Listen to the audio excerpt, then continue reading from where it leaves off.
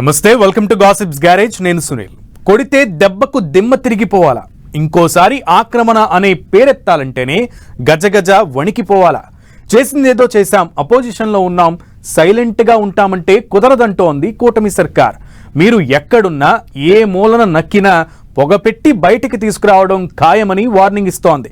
పెద్దల అరాచకానికే అడ్డు లేదంటే వాళ్లను చూసుకుని గల్లీ లీడర్లు కూడా రెచ్చిపోయారట.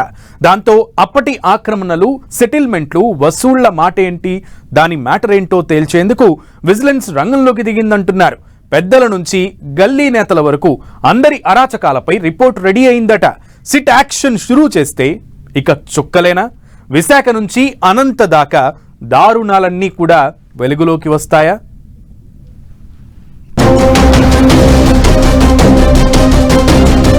గత 5 ఏళ్లలో జరిగిన కబ్జాలు, సెటిల్మెంట్లపై ఆరా. పెద్దల నుంచి గల్లీ లీడర్ల వరకు అందరి చిట్టా సిద్ధమైందా?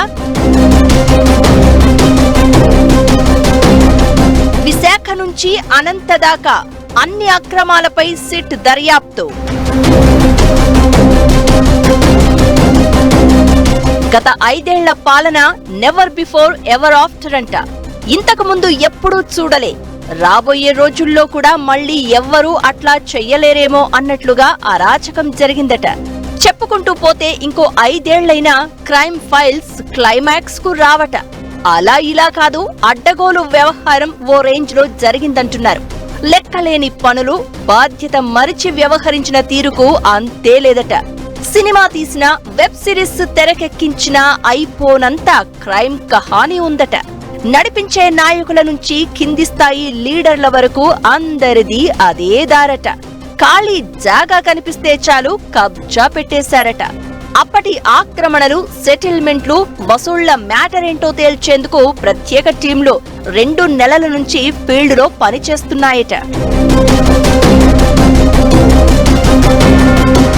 5 ఏళ్ల వైసీపీ పాలనలో అడ్డు అదుపు లేకుండా కబ్జాలు, సెటిల్మెంట్లు, వసూళ్ల దందా నడిచింది అంటున్నారు కూటమి నేతలు.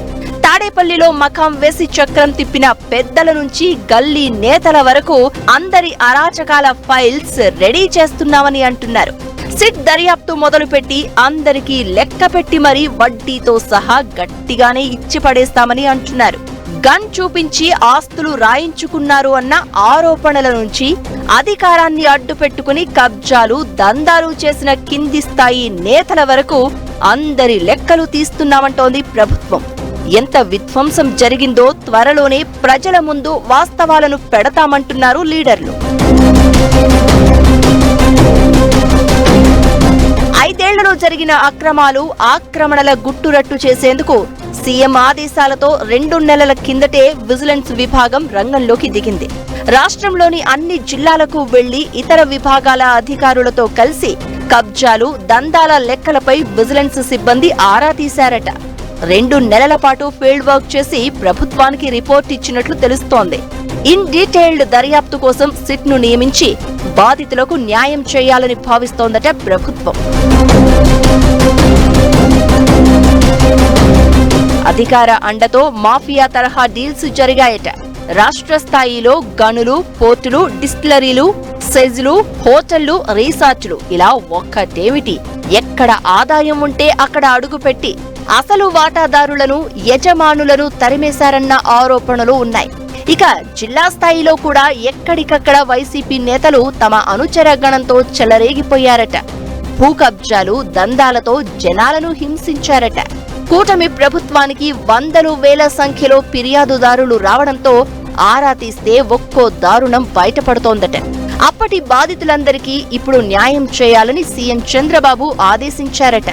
వచ్చిన ప్రతి అర్జీని పరిశీలించి బాధితులకు న్యాయం చేయడంతో పాటు కబ్జాలు, సెటిల్మెంట్లు చేసిన వాళ్లను వదిలిపెట్టొద్దని ఆర్డర్స్ ఇచ్చేశారట. విశాఖలో ప్రైవేటు భూముల ఆక్రమణ నుంచి అనంతపురంలో కియాకు బెదిరింపుల దాకా చాలా అంశాలు విజిలెన్స్ రిపోర్టులో ఉన్నట్లు చెప్తున్నారు. రిషికొండ విధ్వంసం, గుడివాడ క్యాసినో, కాకినాడలో బియ్యం దందా, గోదావరి జిల్లాల్లో భూ ఆక్రమణ, గుంటూరులో ఆగడాలు, ఇలా క్రైమ్ ఫైల్స్ గోదాములే నిండిపోతున్నాయట. గ్రామస్థాయి భూ కబ్జాల నుంచి రాష్ట్ర స్థాయిలో జరిగిన అరాచకాలు, దందాల తీరు, తీవ్రత చూసి ఉన్నతాధికారులే షాక్ అయినట్లు తెలుస్తోంది. కళ్లు తిరిగేలా సాగిన ఈ క్రైమ్ పై సినిమా తీస్తే 10 సీక్వెళ్లు కూడా సరిపోవట. సీరియల్ తీయాలంటే 100 ఎపిసోడ్లు కావాలని, వెబ్ సిరీస్ అయితే ఎన్ని సీజన్లు తీసినా అరాచకం ఫైల్స్ మాత్రం కొలిక్కి రాదు అంటున్నారు. సిట్ దర్యాప్తు స్టార్ట్ చేసి ఒక్కో జిల్లాలో ఒక్కో నేత వ్యవహారమేంటో త్వరలోనే బయట పెట్టబోతున్నారట.